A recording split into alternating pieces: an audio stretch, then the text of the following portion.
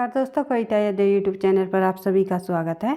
संपूर्ण हिंदी विषय की तैयारी को आगे बढ़ाते हुए आज की क्लास में हम करेंगे DEET TGT हिंदी का प्रीवियस ईयर्स का क्वेश्चन पेपर।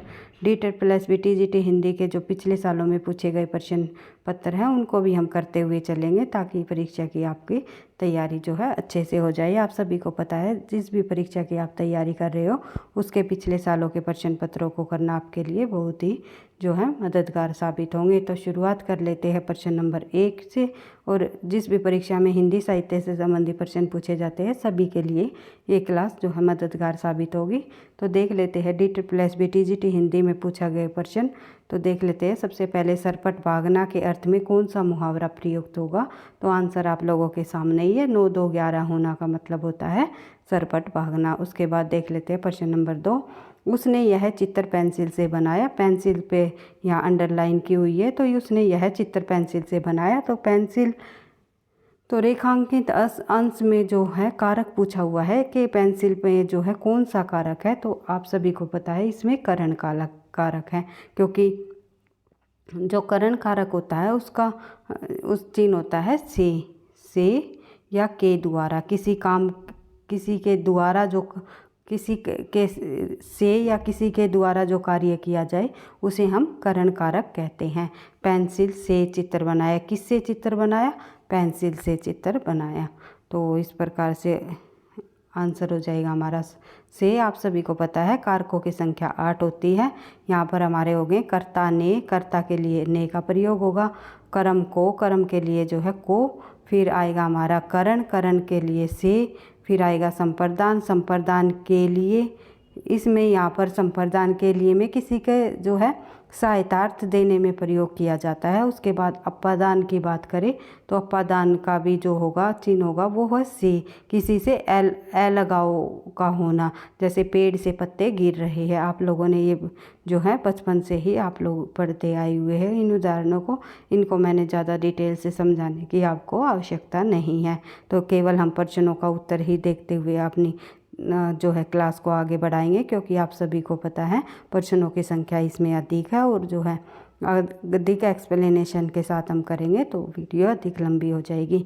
तो इससे आपको ये पता चल जाएगा परीक्षा में प्रश्न किस प्रकार से पूछे जाते हैं, क्या हम जो पाठ्यक्रम कर रहे हैं क्या उन्हीं के आधार पर हमारे प्रश्न आ चुके हैं पहले भी।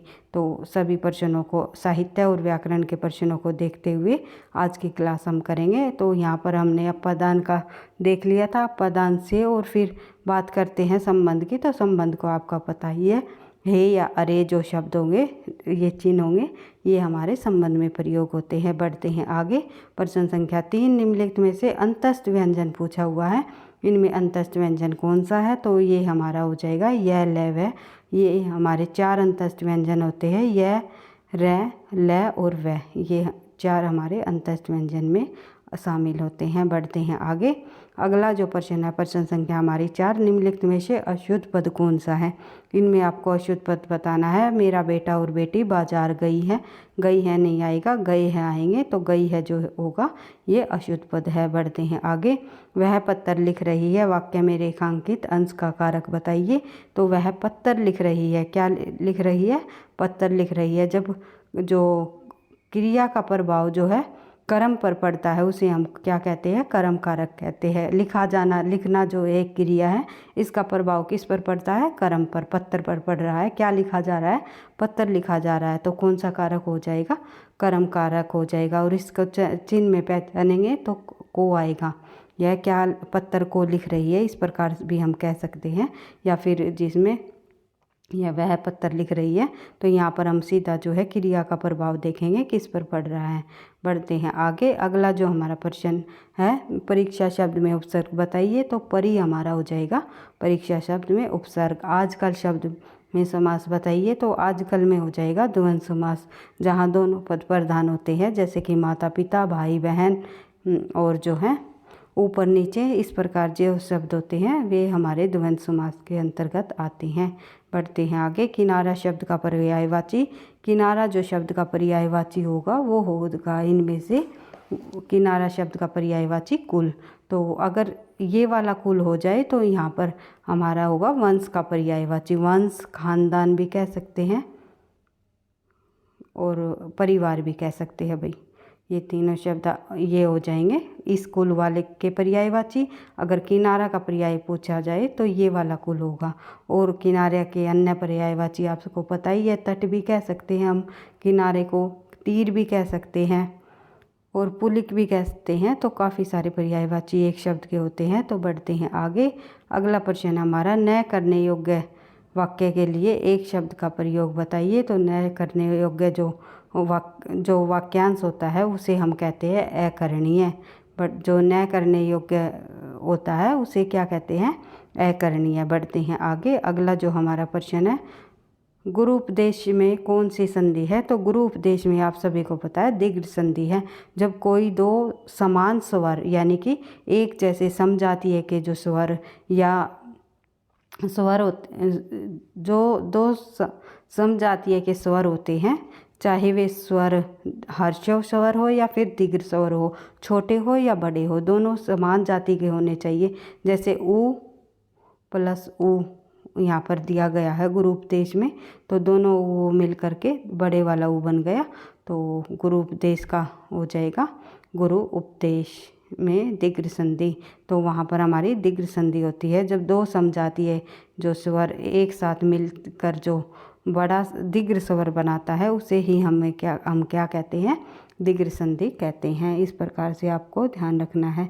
जैसे कि शिवालय की जब हम बात करें, एक और मैं यहाँ पर उदाहरण देना चाहूँगी। तो शिवालय में शिव प्लस आल्य होगा, तो यहाँ पर ए प्लस आ मिलकर, अगर ये दोनों समजातीय तो है लेकिन दो एक हर्षव स्वर है और एक दीर्घ स्वर है, तो यहाँ पर क्या हो जाएगा, शिवालय, शिवालय। तो ये कौन सी संधि कहलाएगी, ये भी जो है दीर्घ संधि कहलाएगी।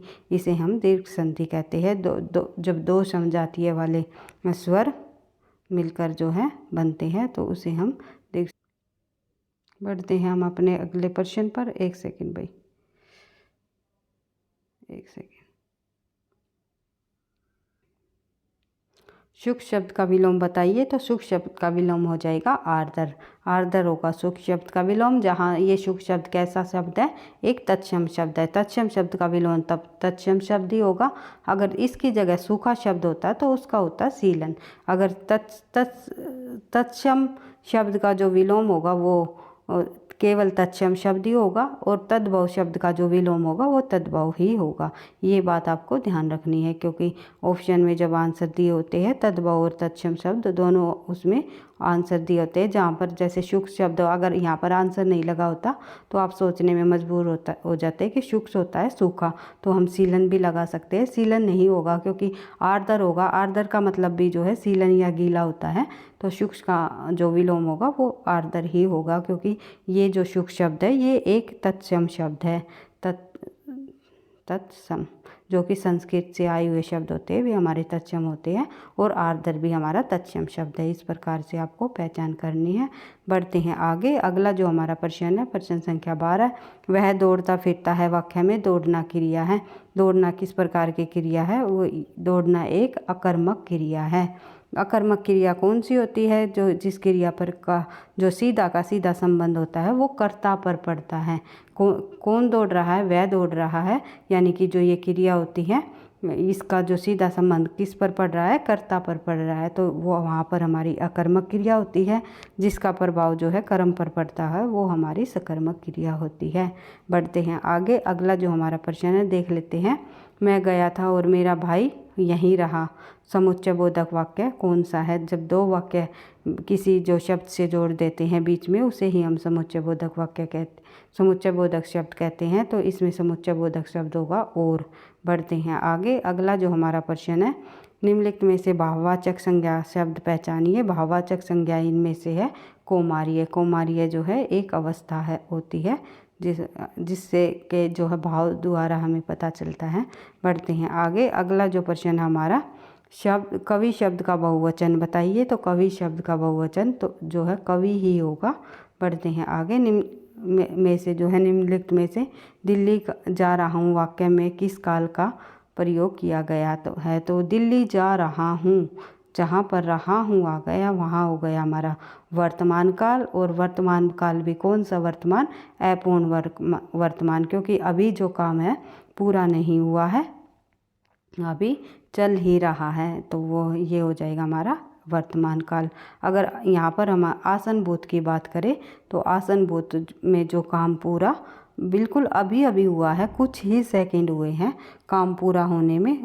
तो जैसे कि किताब, मैंने किताब पढ़ ली है, तो जहाँ पर है भी है आएगा, यहाँ पर भूत होगा तो आसन भूत में बाद में है आएगा, लेकिन काम पूरा हो चुका हुआ होगा, ये आपको ध्यान रखना है। और कभी लेकिन कुछ ही सेकंड या कुछ ही मिनट हुए हैं काम पूरा होने में, इस चीज़ को आपको ध्यान रखना है। और वर्तमान काल वो होता है जो अभी काम जो है पूरा अभी ये रहा हूँ, कर रहा हूँ, अभी पूरा नहीं हुआ है, ये अपूर्ण वर्तमान होगा। तो बढ़ते हैं आगे। चोर की दाढ़ी में तिनका, इस लोकोक्ति का अर्थ बताइए। तो चोर की दाढ़ी में तिनका जो लोकोक्ति का अर्थ होगा वो दोषी व्यक्ति स्वयं डरता है। निम्नलिखित में से अशुद्ध शब्द कौन सा है? तो इनमें से अशुद्ध शब्द होता है संसारिक, संस्कारिक, इनमें अशुद्ध शब्द है सांसारिक होता है। और जो ये सभी के सभी शब्द है ये सारे शुद्ध शब्द लिखे हुए हैं। महत्व को आपको ध्यान रखना है, दो आधे आधे तय लगे हुए हैं। फिर है सौजन्य, सौजन्य में भी जो है आपको दो मात्रा ये आपको दिखाई देगी। फिर है परफुल, परफुल भी आपको ल आपको और फै पे छोटी ऊ की मात्रा है। तो इस प्रकार शब्दों को देखते हुए पहचानते हुए आपको अपनी तैयारी करनी है, ताकि आपको आगे जो भविष्य में परीक्षा हो और इन्हीं प्रश्नों में से कोई प्रश्न पूछ लिया जाए तो आप उसका सही आंसर लगा सको। बढ़ते हैं आगे। बुद्धिमती, बुद्धिमती शब्द में प्रत्यय है, तो मति जो है बुद्धिमती शब्द में प्रत्यय होगा। बढ़ते हैं आगे। निम्नलिखित में से जिस वर्ग में सभी स्वर दीर्घ हैं उसे चुनिए। तो जिसमें सभी स्वर दीर्घ हैं, तो इनमें से जो आ, ई और ओ, ये जो सभी स्वर जो है दीर्घ आपको दिखाई दे रही है। तो यहाँ पर हमारे हर्ष स्वर दिखाई दे रही है, तो ये हमारे हो जाएंगे हर्ष। ये ऑप्शन गलत हो जाएगा, ए ऑप्शन हमारा सही हो जाएगा। बढ़ते हैं आगे। अब कर लेते हैं हम थोड़े साहित्य के प्रश्नों को भी, क्योंकि साहित्य से संबंधित हम अपनी हर रोज़ जो है हिंदी साहित्य की क्लासेस लेकर आते हैं 3:15 बजे। उसमें हम बिल्कुल इम्पोर्टेंट प्रश्नों को, तथ्यों को करते हुए धीरे धीरे आगे बढ़ रहे हैं और विद एक्सप्लेनेशन के साथ कर रहे हैं। जितने भी ये पिछले सालों में आए हुए प्रश्न है, टीजीटी पीजीटी हिंदी के हो या एनटीए नेट के प्रश्न हो, उनको हम विद एक्सप्लेनेशन के साथ जो है विद सॉल्यूशन के साथ करते हुए अपनी तैयारी को आगे बढ़ा रहे हैं। सॉल्यूशन आपको वहाँ मिल जाएगा। यहाँ पर केवल हम प्रश्नों को पढ़ेंगे और उसका आंसर देखेंगे, क्योंकि यहाँ से हमें ये इतना समझ लेना है कि परीक्षा में प्रश्न किस प्रकार से पूछे जाते हैं, कौन कौन से प्रश्न महत्वपूर्ण है, कौन किस टॉपिक से कौन सा प्रश्न लिया गया है। इन्हीं सभी बातों को देखते हुए हमने जो है पिछले सालों के प्रश्न पत्रों को करना आवश्यक हो जाएगा। तो देख लेते हैं। नंबर 1 प्रश्न को हम देखेंगे। तो महाराणा प्रताप नाटक के लेखक कौन है? आप सभी को पता है, राधा कृष्ण दास, जो कि भारतेंदु जी के फुफेरे भाई थे। बढ़ते हैं आगे, देख लेते हैं। मोरे सिसी मोहिक उठाओ किसका निबंध है? तो ये एक प्रसिद्ध निबंध रहा है चंद्रधर शर्मा गुलेरी जी का, जिसने जो है चंद्रधर शर्मा गुलेरी ने, एक सेकंड भाई,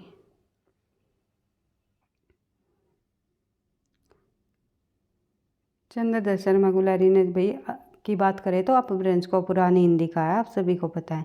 बढ़ते हैं आगे। दुखनी बाला नाटक के लेखक कौन है? तो राधा कृष्ण दास भी दुखनी बाला के नाटक के लेखक रहे हैं। राधा कृष्ण दास से संबंधित हमने 2 प्रश्न देख लिए भाई, ये आपको ध्यान रखना है। बढ़ते हैं आगे, देख लेते हैं। रचना काल के आधार पर निम्नलिखित कवियों का सही अनुक्रम बताइए। तो रचना काल के आधार पर जब हम बात करें तो पहले आएगा ललित ललाम मतीराम जी का, फिर भाव विलास, फिर श्रृंगार निर्णय, फिर है जगत विनोद पद्माकर का, भिखारी दास का, और भाव विलास देव कवि का है। बढ़ते हैं आगे, बढ़ते हैं, देख लेते हैं प्रश्न हमारा 5। हिंदी साहित्य के इतिहास में रामचंद्र शुक्ल ने कृष्ण भक्ति शाखा के कवियों को किस क्रम में प्रस्तुत किया? बिल्कुल छोटा सा लिखा हुआ है प्रश्न, तो थोड़ा बड़ा करना होगा हमें। तो देख लेते हैं, आंसर हो जाएगा हमारा रामचंद्र शुक्ल के अनुसार जो अष्टछाप के कवियों को जो है क्रम वाइज लगाया गया, तो उसमें के शुक्ल के अनुसार बताना हमें। पहले उन्होंने परमानंद दास को माना, फिर जो है चतुर्भुजदास जी को, फिर चित स्वामी, फिर आए गोविंद स्वामी। इस प्रकार से इस सीरीज़ को आपको ध्यान रखना है रामचंद्र शुक्ल जी के अनुसार। बढ़ते हैं आगे। अगला जो हमारा प्रश्न है, प्रश्न संख्या 6, कौन सा रामचंद्र शुक्ल ने चिंतामणि का सिद्धांत समीक्षा संबंधी निबंध नहीं है? कौन सा इनमें से जो है रामचंद्र शुक्ल जी के जो निबंध है चिंतामणि, एक प्रसिद्ध निबंध है चिंतामणि का जो सिद्धांतिक समीक्षा संबंधी निबंध नहीं माना जाता, वो है मानस की धर्मभूमि। कविता क्या है? चिंतामणि जी का है। रसात्मक बोध की विविध रूप भी चिंतामणि जी द्वारा रचित है। फिर साधारणीकरण और व्यक्ति वैचित्रवाद भी चिंतामणि जी का है। बढ़ते हैं आगे। कुकुरमुत्ता किसकी कीर्ति है? तो निराला जी की प्रसिद्ध कीर्ति रही है कुकुरमुत्ता, जो कि प्रगतिवादी कविताओं में शामिल है। बढ़ते हैं आगे। केदारनाथ अग्रवाल जी की नहीं है। कौन सी नहीं है केदारनाथ अग्रवाल की इनमें से? तो फूल नहीं रंग बोरते केदारनाथ अग्रवाल की रचना है। मांझी ने बचाओ बंसी और बसंती हवा, ये सभी रचनाएं केदारनाथ अग्रवाल की है। पांचाली जो है ये किसकी है? आप लोगों को कमेंट बॉक्स में बताना है। बढ़ते हैं आगे। किंतु पाऊंगा नहीं कर आज अपने पर नियंत्रण, थोड़ा बड़ा कर लेते हैं भाई, दिखाई नहीं दे रहा। किंतु पाऊंगा नहीं कर आज अपने पर नियंत्रण, तीर पर कैसे रुकूं मैं आज लहरों में निमंत्रण। ये जो पंक्ति है ये हरिवंश राय बच्चन जी की है। ये आपको ध्यान रखना है। हरिवंश राय जी की पंक्ति भी पूछी हुई है।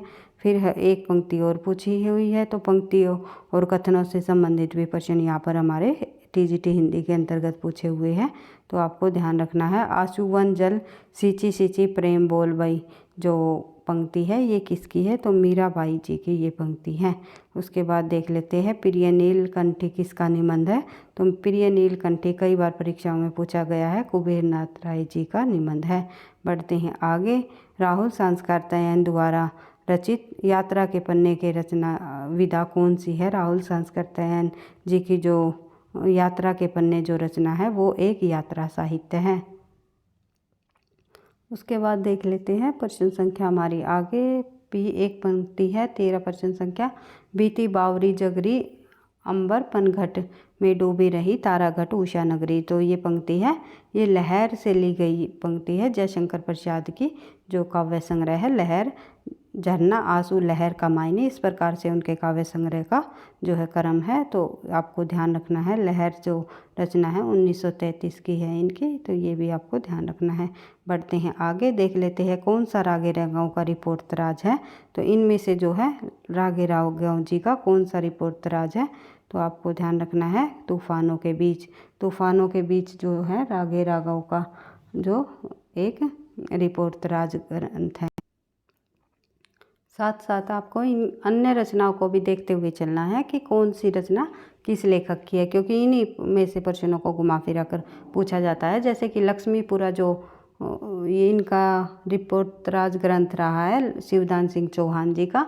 फिर है एक प्लाट का मोर्चा। प्लाट का मोर्चा जो है लक्ष्मीपुरा किनका है? फिर एक बार आप देख सकते हो शिवदान सिंह चौहान, शिवदान सिंह चौहान। और प्लाट का मोर्चा किसका है ये आपको बताना है। प्लाट का मोर्चा जो रचना है ये है शमशेर बहादुर सिंह की, आई थिंक शमशेर बहादुर सिंह का रचना है प्लाट का मोर्चा। फिर है युद्ध यात्रा। युद्ध यात्रा जो है आप सभी को पता है धर्मवीर भारती की प्रसिद्ध रचना है युद्ध यात्रा, धर्मवीर भारती। आई होप आप समझ रहे होगे भाई, क्योंकि लिखने में थोड़ी सी परेशानी होती है इस तरह। तो आप लोगों को इन सभी रचनाओं को भी साथ साथ देखते हुए चलना है कि कौन सी रचना किस लेखक की है। बढ़ते हैं आगे। फणीश्वर नाथ रेणु की कहानी जो है तीसरी कसम का एक और नाम क्या है? तो तीसरी कसम का जो एक और नाम है वो है मारे गए गुलफाम। फणीश्वर नाथ रेणु की जो कहानी है तीसरी कसम, उसका जो एक और नाम रहा है वो है मारे गए गुलफाम। फिर है नेफा की एक शाम किसकी कीर्ति है? नेफा की एक शाम जो है ज्ञान देव अग्निहोत्री जी की प्रमुख कीर्ति रही है।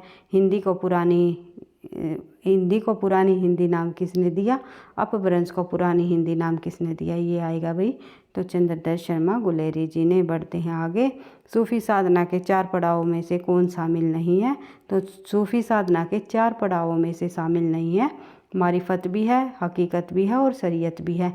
शराफत नहीं है, इसकी जगह क्या आएगा, मारिफत है एक हमारा है हकीकत, फिर है एक शरीयत और एक है तकीकत। ये जो तीसरा ऑप्शन दिया हुआ है इसकी जगह आएगा तकीकत।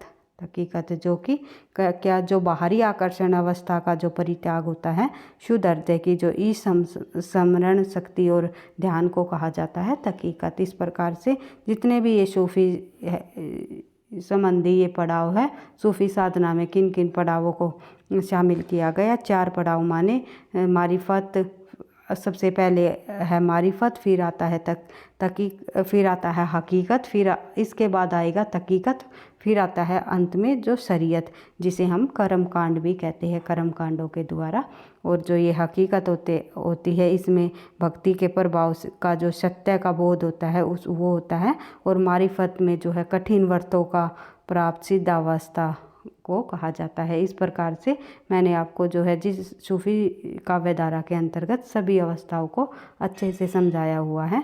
तो आप लोग जिस भी किसी ने पीछे की क्लासेस नहीं देखी है, आप हिंदी साहित्य के इतिहास की प्लेलिस्ट में जाओगे तो सभी जो है सभी टॉपिक आपको वहाँ पर मिलेंगे। लेकिन DSSS TGT PGT हिंदी की मैराथन के अंतर्गत अगर उसमें प्लेलिस्ट में जाओगे तो आपको केवल जो है वहाँ पर मैराथन क्लास देखने को मिलेगी। चीज़ें थोड़ी सी कम एक्सप्लेनेशन के साथ जो है अधिक कंटेंट क्लास में कराए हुए हैं, लंबी लंबी क्लास मैंने ली हुई है। लेकिन हिंदी साहित्य के इतिहास के अंतर्गत जो प्लेलिस्ट है उसमें एक एक जो टॉपिक है उसको बिल्कुल एक्सप्लेनेशन के साथ आराम से समझा के मैंने कराया हुआ है, ये आपको वहाँ पर मिलेगा। तो देख लेते हैं। महावीर प्रसाद द्विवेदी ने सरस्वती का संपादन कब संभाला, तो सरस्वती का जो संपादन कार्यभार है जो महावीर प्रसाद द्विवेदी ने, हमने कई बार पढ़ लिया, 1903 में संभाला। 1903 से लेकर के 1920 तक इन्होंने जो है सरस्वती का संपादन कार्यभार संभाला। बढ़ते हैं आगे, देख लेते हैं अगला प्रश्न।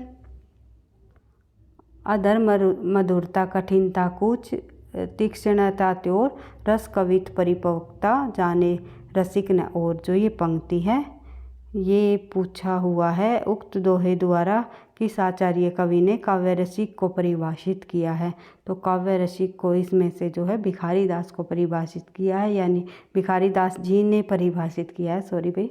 तो ये जो पंक्ति है भिखारी दास जी की प्रमुख पंक्ति है, जो कि भिखारी दास जो है रीतिकाल के प्रमुख कवियों में शामिल है, रीतिबद्ध काव्य धारा में आएंगे।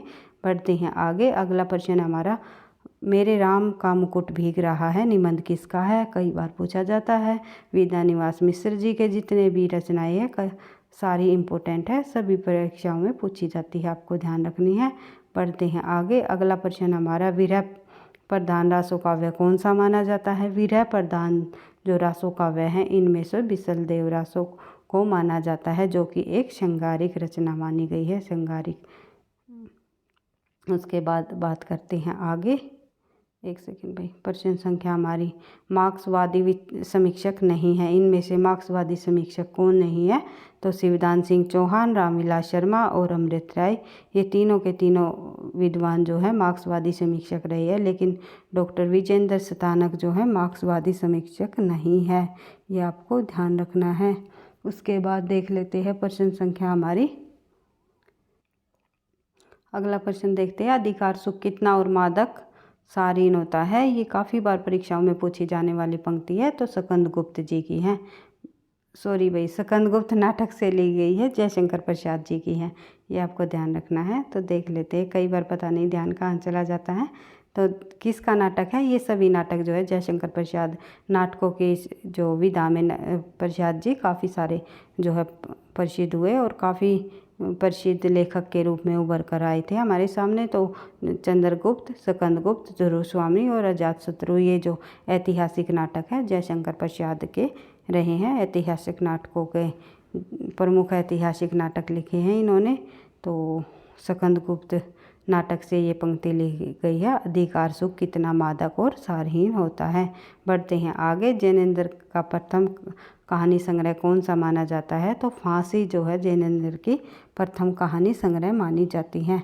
उसके बाद बात करें आगे। गोरी गदकारी परे हसत कपलनु गाढ़ कैसी लस्ती गंवारी न सुन किरवा की आड़। जो ये पंक्ति है इसमें बिहारी ने किसका वर्णन किया है? तो इसमें बिहारी जी ने नायिका का सौंदर्य वर्णन इन पंक्तियों के द्वारा किया गया है। बढ़ते हैं आगे।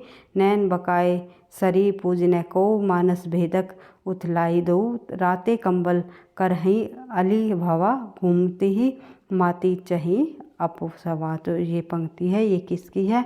ये पूछा हुआ है। तो ये जो पंक्ति है ये सूफी कवि जायसी जी की है। बढ़ते हैं आगे। अगली भी एक पंक्ति पूछी हुई है। तो पंक्तियों से संबंधित देखो कितने सारे प्रश्न पूछे हुए हैं।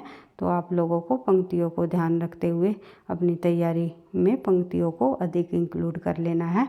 बिहिसी लखनऊ बोले द्रु बानी अहो मनीषु महा भटमानी पुनी पुनी मोही दिखाऊ कुठाऊ चहत उड़ावन फिकू फुराऊ। जो ये पंक्ति है ये किसके के बीच संवाद है? तो परशुराम और लक्ष्मण के बीच ये संवाद बताया गया है। बढ़ते हैं आगे। अगला प्रश्न है हमारा, एक सेकंड भाई, उसके बाद देख लेते हैं भाई आगे। जय जय शंकर जय तिरुपारी जय अदपुरुष जयति अदनारी। जो ये पंक्ति है, एक सेकंड भाई, ये पंक्ति कहाँ से ली गई है? ये विद्यापति की पदावली से ली गई पंक्ति है। इस पंक्ति को आप फिर से एक बार से रिवाइज कर सकते हो, पढ़ सकते हो। तो देख लेते हैं। जय शंकर जय तिरुपारी जय अदपुरुष जयति अदनारी और आद धवल धनु धारा गोरा अध सहज कुछ आधा कटोरा। जो ये पंक्ति है विद्यापति की पदावली से ली गई है। बढ़ते हैं आगे। कौन रीतिबद्ध काव्यधारा का कवि नहीं है? तो इनमें से जो है आलम रीतिबद्ध काव्यधारा के कवि नहीं है, जो कि आलम क्या है? एक रीति मुक्त काव्यधारा के कवि माने जाते हैं। घनानंद बोदा, आलम और ठाकुर, मतीराम केशवदास गवाल, ये सभी के सभी रीतिबद्ध काव्यधारा के कवि है तीनों कवि, और गवाल को रीतिकाल का अंतिम कवि भी माना जाता है। बढ़ते हैं आगे। अगला प्रश्न हमारा, बालचंद बिजबाई भाषा दहु नहीं लगन धुजन हाशा। जो ये पंक्ति है ये विद्यापति जी की है। बढ़ते हैं आगे। अगला प्रश्न है विद्यापति से संबंधित, विद्यापति की पदावली से संबंधित जो है दो पंक्तियाँ हमें देखने को मिली है। तो आपको ध्यान रखनी है विद्यापति की जितनी भी पंक्तियाँ हैं उनको भी देखते हुए आप लोगों को तैयारी करनी है। तो मधुर राग बन विश्व सुलाती सौरभ वन कर्ण कर्ण बस जाती। जो ये पंक्ति है ये पंक्ति जो है महादेवी वर्मा जी की है। उसके बाद कृष्णदास किसके शिष्य थे? तो कृष्णदास अष्टछाप के कवियों में जो है वल्लभाचार्य जी के शिष्य रहे हैं। बढ़ते हैं आगे। अगला जो हमारा प्रश्न है, उस्मान ने जहांगीर के शासनकाल में कौन सी पुस्तक लिखी? तो उस्मान ने जहांगीर के शासनकाल में जो है चित्रावली नामक पुस्तक लिखी है। चित्रावली पुस्तक उन्होंने लिख दी है। कई बार पूछा जाता है सूफी का जो रचना है चित्रावली किसकी है? तो उस्मान कवि की है। युग की गंगा नामक संग्रह में क्या वर्णन है? तो युग की गंगा जो संग्रह है ये यथार्थवादी रचनाएं और जनगीत माना जाता है, जो कि केदारनाथ अग्रवाल जी की है युग की गंगा। बढ़ते हैं आगे। अगला जो हमारा प्रश्न है, कवित रत्नाकर किसकी रचना है? तो सेनापति जी की रचना है कवित रत्नाकर। सेनापति भी जो है बिहारी के जो साथ ही रीति सिद्ध कवियों में शामिल है। तो आचार्य रामचंद्र शुक्ल ने किसे वैज्ञानिक आधार दिया है? तो रस विवेचन को रामचंद्र शुक्ल जी ने अपना वैज्ञानिक आधार दिया है। बढ़ते हैं आगे। जयशंकर प्रसाद रचित जान में जय का नागयज्ञ जो रचना है वो उसका जो प्रकाशन वर्ष पूछा हुआ है कब हुआ? तो जान में जय का जो नागयज्ञ जो रचना है जयशंकर प्रसाद की जितनी भी रचनाएं हैं वे सभी इम्पोर्टेंट है, सन वाइज आपको याद कर लेनी है। तो 1926। बढ़ते हैं आगे। पद्मावत में सिंगल द्वीप किसका प्रतीक है? तो पद्मावत में सिंगल द्वीप जो है हृदय का प्रतीक है। बढ़ते हैं आगे। निम्नलिखित में से राही मासूम रजा लिखित उपन्यास कौन सा है? तो राही मासूम रजा के उपन्यास जो रचित राही मासूम रजा का जो उपन्यास है वो आधा गांव है। तो कितने पाकिस्तान आपको पता ही है कमलेश्वर जी का, तमस बिशम साहनी का, कब तक पुकारूं रागे राघव जी का है। इनको भी आपको देखते हुए चलना है। ब्राह्मणी जय जयंत ही भेऊ यू पढ़ऊ एच बेकऊ, जो ये पंक्ति है ये किस कवि की है? ये अपभ्रंश भाषा में लिखी गई पंक्ति है भाई। तो ये पंक्ति जो है सरहप्पा जी की है, जो सिद्धों के प्रथम कवि माने जाते हैं। गोदान का प्रकाशन कब हुआ? तो गोदान का प्रकाशन आप सभी को पता है मुंशी प्रेमचंद जी की जो प्रौढ़ रचना मानी जाती है, अंतिम प्रौढ़ रचना रही है तो मुंशी प्रेमचंद जी की, वो है गोदान, 1936 में लिखा गया। बढ़ते हैं आगे। समाज और धर्म, एक सेकंड भाई थोड़ा बड़ा कर लेते हैं। समाज और धर्म के निबंधकार ने उत्तर प्रदेश और मुख्यमंत्री के पद को सुशोभित किया, वे कौन थे? तो वे थे संपूर्णानंद जी। उसके बाद अमीय हलाल मद भरे श्याम सवेत रत्नार, जियत मरत झुकी झुकी परत चेही चितवत एक बार, जो ये पंक्ति है ये किसकी है? ये रसलीन की पंक्ति है। प्रसिद्ध कवि हुए हैं रसलीन जी।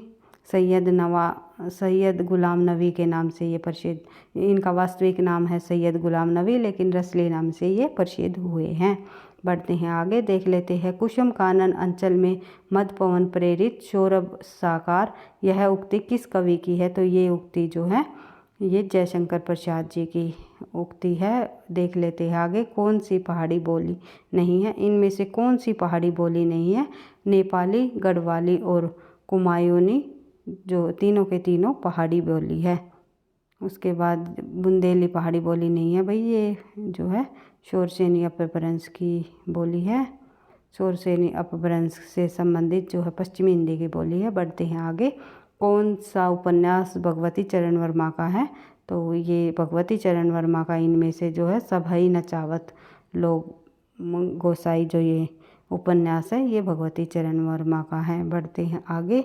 अगला प्रश्न हम देख लेते हैं। और अन्य जो कीर्तियाँ हैं उनको भी आपको ये ध्यान रखना है, ये कीर्ति किसकी है? जैसे कि यही सच है मनु भंडारी जी की है, ममता जयशंकर प्रसाद जी की है। तो इस प्रकार से आपको सभी ऑप्शनों के देखते हुए सभी रचनाओं को रिवाइज कर लेना है एक बार। तो शेखर एक जीवनी के प्रथम भाग में कौन सा खंड नहीं है? तो इसके प्रथम भाग में जो है शेखर एक जीवनी के बंधन और जिज्ञासा नहीं है। शेखर एक जीवनी के प्रथम भाग में जो है प्रकृति और पुरुष, बीज और अंकुर, उषा और ईश्वर, ये जो है हमें देखने को मिलते हैं। बढ़ते हैं आगे। अगला प्रश्न हमारा, कौन सा हरियोध का नहीं है?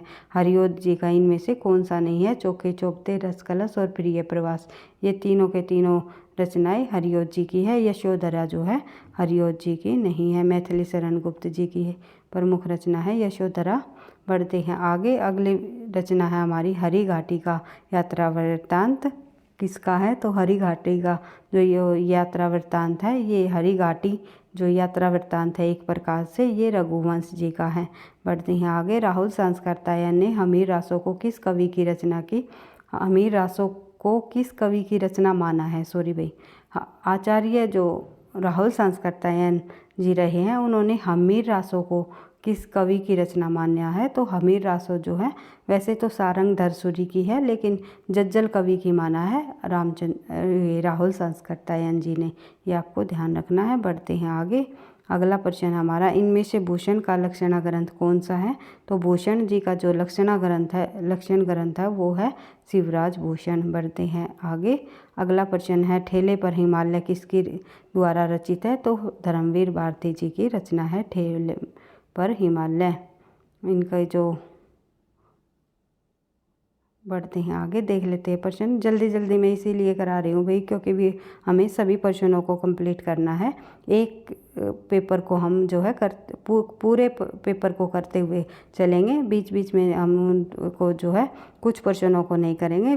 पूरे के पूरे जो है जो हिंदी विषय से संबंधित 110 प्रश्न पूछे जाते हैं टीजीटी हिंदी के अंतर्गत। सॉरी भाई 110 नहीं 120, क्योंकि 20% जो है जनरल हिंदी के अंतर्गत आएंगे और 100 प्रश्न हमारे सब्जेक्ट में हैं। सभी प्रश्नों को 120 प्रश्नों को हम करेंगे विद एक्सप्लेनेशन के साथ। आपको क्लासेस हमारी जो है दूसरी जो विद एक्सप्लेनेशन के साथ क्लास करते हैं उनके अंतर्गत आपको मिली जाएगी।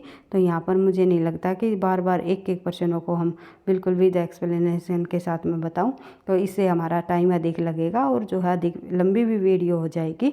और आप लोग जब उन क्लासेस को देखोगे तो आपको लगेगा कि ये तो हमारा पढ़ा हुआ, वहाँ पर मैं जो है एक प्रश्न के साथ आप लोग अगर देखोगे तो विद एक्सप्लेनेशन के साथ जो हमारी सीरीज चली हुई है लगभग उसमें जो है 620 से अधिक प्रश्न हम कर चुके हैं। आई थिंक 630 के लगभग कर चुके हैं। तो उनको आप लोग एक बार देखोगे तो आपका संपूर्ण हिंदी साहित्य जो है आपकी मुट्ठी में हो जाएगा। सभी प्रश्न आपको सभी तथ्य हिंदी विषय से संबंधित आपको देखने को मिलेंगे। तो देख लेते हैं आगे, किस धारा में हिंदी को भारत की राजभाषा घोषित किया गया है। तो धारा 343 के अंतर्गत जो है राजभाषा घोषित किया गया है। और हिंदी प्रश्न श्रृंखला नाम से प्ले लिस्ट है, वही उसमें आप देख सकते हो कौन सा उपेंद्र नाथ जी का नाटक नहीं है, कौन सा उपेंद्र नाथ जी का नाटक नहीं है। तो कोणार्क जो है जगदीश माथुर जी का नाटक है, ना कि उपेंद्र नाथ जी का। अंजो दीदी, कैद और जय विजय जो है तीनों के तीनों नाटक जो है उपेंद्र नाथ अस्क जी के हैं। बढ़ते हैं आगे। उसके बाद देख लेते हैं प्रश्न हमारे अगला प्रश्न, शिवराम पांडे जी का संस्मरण कौन सा है। इनमें शिवराम पांडे जी का जो संस्मरण है वो कौन सा है, ये आपको बताना है। तो मदन मोहन के संबंध में कुछ पुरानी स्मृतियाँ जो ये संस्मरण है ये शिवराम पांडे जी का है। और झलक जो आप सभी को पता है गणेश शंकर विद्यार्थी के जीवन को दर्शाया है झलक में। बढ़ते हैं आगे। अगला प्रश्न हमारा, जानवर और जानवर किसका निबंध संकलन है। तो जानवर और जानवर मोहन राकेश जी का है। कन्नौजी किस उपभाषा वर्ग की बोली है। तो कन्नौजी जो है पश्चिमी हिंदी के अंतर्गत आने वाली उपभाषा है। बढ़ते हैं आगे। सावित्री किस नाटक की नायिका है। तो आधे अधूरे की नायिका है। मोहन राकेश जी का आधे अधूरे जो नाटक है उसकी नायिका सावित्री है। उसके बाद इधर उधर जिधर किस प्रकार के अव्यय है। तो ये एक दिशावाचक अव्यय है। बढ़ते हैं आगे। शुद्ध शब्द छाटिए, शुद्ध शब्द छाटिए। शुद्ध शब्दों में जो है शुद्धिकरण भी शुद्ध लिखा हुआ है, शुद्धिकरण अशुद्ध लिखा हुआ है और विषण भी अशुद्ध लिखा हुआ है, विभीषिका भी अशुद्ध लिखा हुआ है, केवल शुद्ध इसमें सुषुप्ति लिखा हुआ है। तो इसको आपको ध्यान रखना है क्योंकि परीक्षाओं में ये शब्द जो है पूछा जाता है। उसके अगर सुषुप्ति की बात करें तो सुषुप्ति का मतलब होता है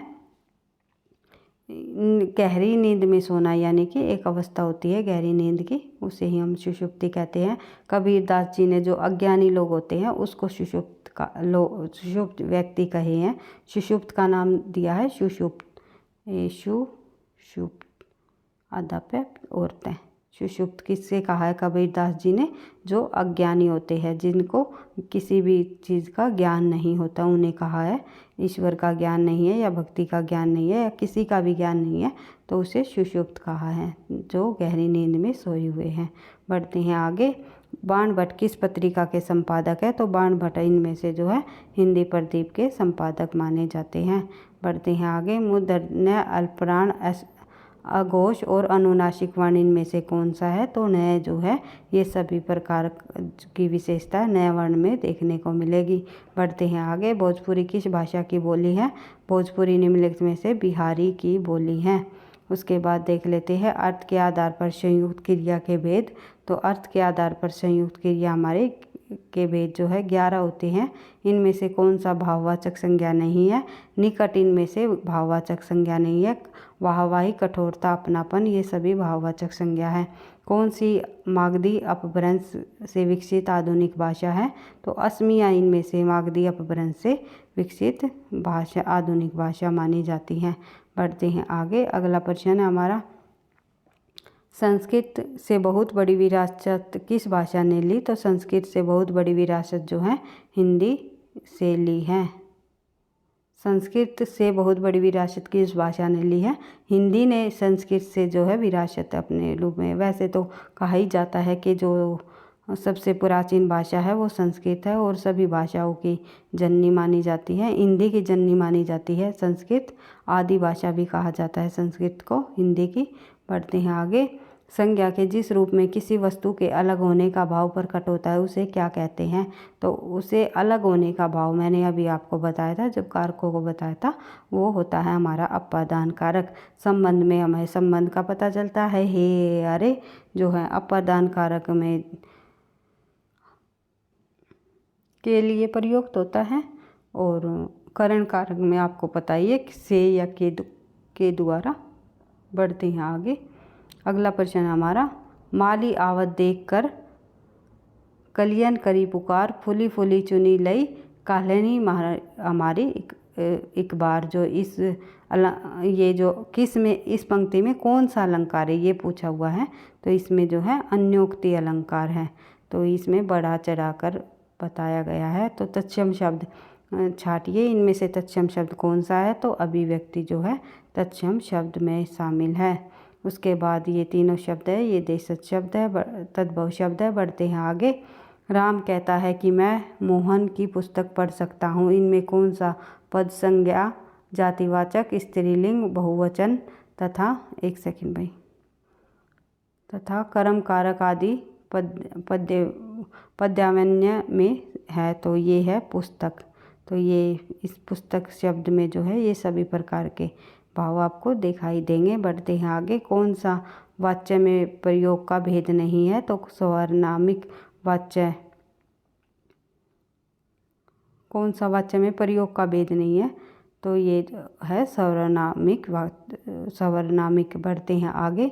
अगला जो हमारा प्रश्न है, पैतृण किस प्रकार की संधि है? ये एक दीर्घ संधि है। उर्दू की भाषा का शब्द है, तो उर्दू तुर्की भाषा का शब्द है, कई बार हम पढ़ चुके हैं। जिन व्यंजनों का उच्चारण करते समय जीभ झटके से ऊपर जाती है उसे क्या कहते हैं? उसे उत्क्षिप्त व्यंजन कहते हैं। जीभ को झटके से ऊपर जाना जो होता है वे हमारे उत्क्षिप्त व्यंजन होते हैं। बढ़ते हैं आगे।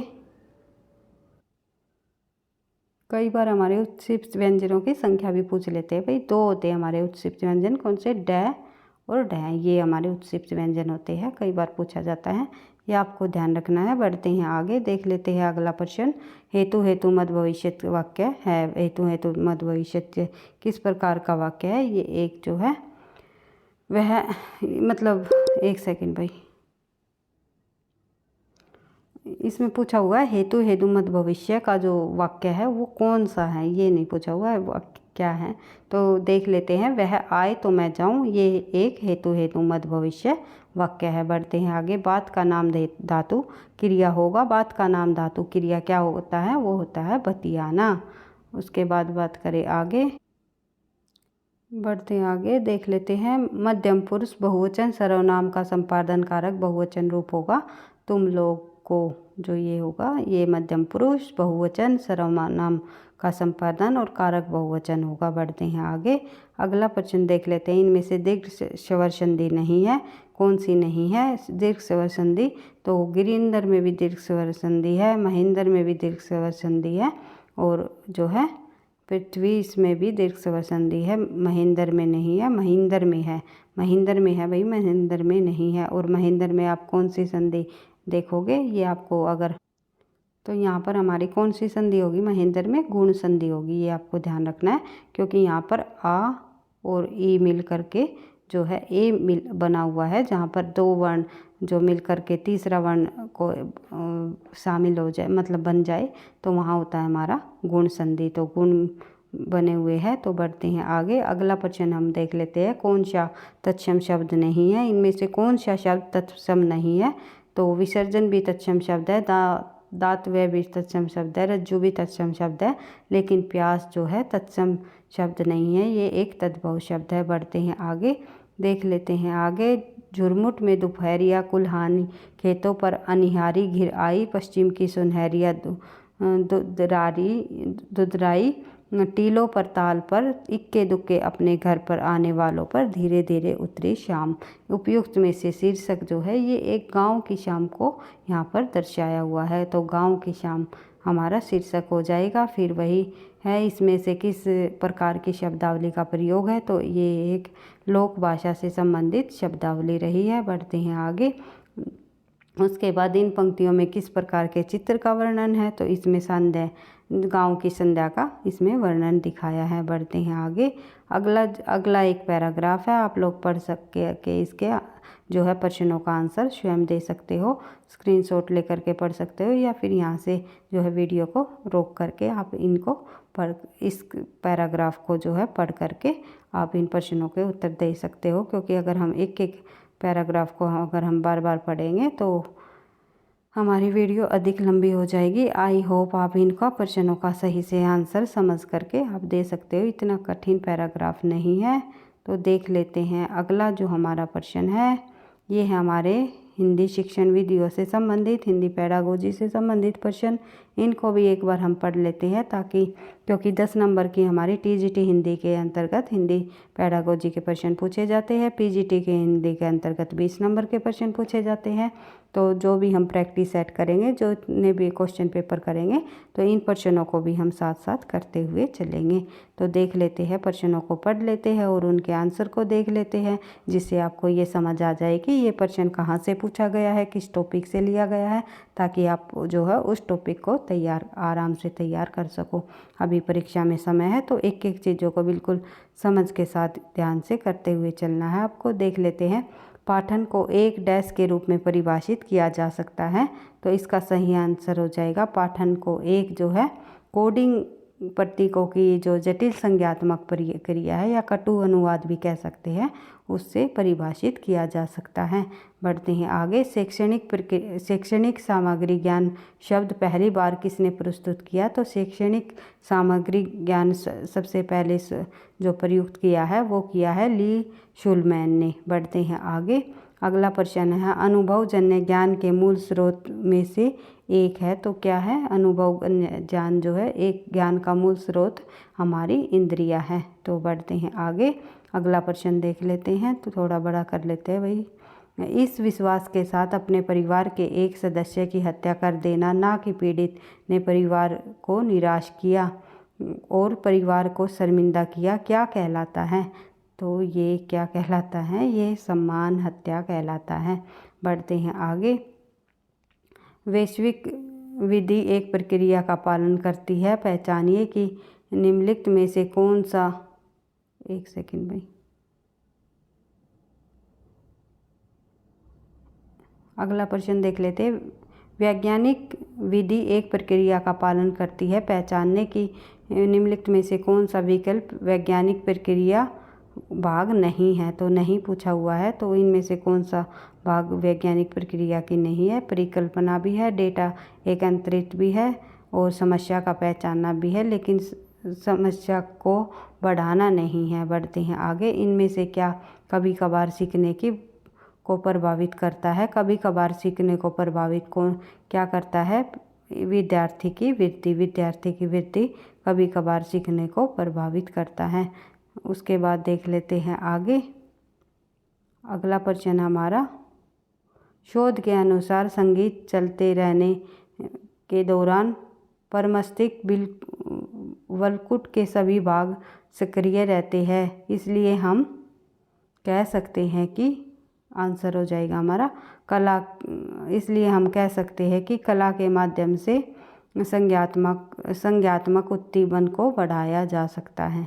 बढ़ते हैं आगे। देख लेते हैं अगला प्रश्न। शैक्षणिक मनोविज्ञान एक ऐसी शाखा है जो डैश के व्यवहार को समझने में संबंधित है, तो डैश के व्यवहार को, किसके व्यवहार को समझने में से संबंधित है, शैक्षणिक मनोविज्ञान, जो कि छात्रों के व्यवहार को समझने में से संबंधित है। बढ़ते हैं आगे। सर्वाधिक उपयुक्त विकल्प चुनिए। समावेशी तब अधिक प्रभावी होते हैं जब इसमें समावेशी दर्शन होता है, तो समावेशी जो है तब अधिक प्रभावित होते हैं जब इसमें समावेशी दर्शन होता है। उसके बाद देख लेते हैं आज का हमारा अंतिम प्रश्न। संग्रहालयों में जाने से टीवी देखने या पत्र पत्रिकाओं को बढ़ाने से प्राप्त ज्ञान के किस प्रकार की शिक्षा सम्मिलित होती है, तो संग्रहालयों में जाने, टीवी आदि देखने और पत्र पत्रिकाओं को पढ़ने से प्राप्त जो ज्ञान प्राप्त होता है वो किस प्रकार के ज्ञान में शामिल होता है, तो ये हमारा होता है अनौपचारिक शिक्षा। तो सबसे पहले हमारा जो एक हिंदी पेडागोजी के अंतर्गत हमारा आता है कि औपचारिक और अनौपचारिक शिक्षा कौन कौन सी होती है। तो उनसे संबंधित भी एक प्रश्न पूछा गया है, और समावेशी शिक्षा से भी संबंधित और जो है ये शैक्षणिक मनोविज्ञान से भी संबंधित प्रश्न है। तो इन टॉपिकों को ये आई होप आप लोगों को समझ आ रहा होगा कहाँ से प्रश्न पूछे हुए हैं हिंदी पेडागोजी के अंतर्गत। इन प्रश्नों को जो है, इन टॉपिकों को आपको कंप्लीट करते हुए आपको अपनी तैयारी को आगे लेकर के जाना है। तो धीरे धीरे हम इसी प्रकार से हिंदी विषय से संबंधित सभी महत्वपूर्ण तथ्यों को करते हुए, साथ साथ पिछले सालों के प्रश्न पत्रों को भी करते हुए अपनी तैयारी को आगे बढ़ाते रहेंगे। वीडियो पसंद आई तो लाइक करना, क्योंकि आप लाइक करने में बहुत ही कंजूसी करते हो, इसलिए एक बार फिर से करती हूँ, प्लीज़ वीडियो को लाइक करना, दोस्तों के साथ जो है शेयर करना, चैनल पर पहली बार हो तो सब्सक्राइब कर लेना, ताकि नोटिफिकेशन आपको समय पर मिलता रहे। पढ़ते रहना, आगे बढ़ते रहना। थैंक यू, धन्यवाद।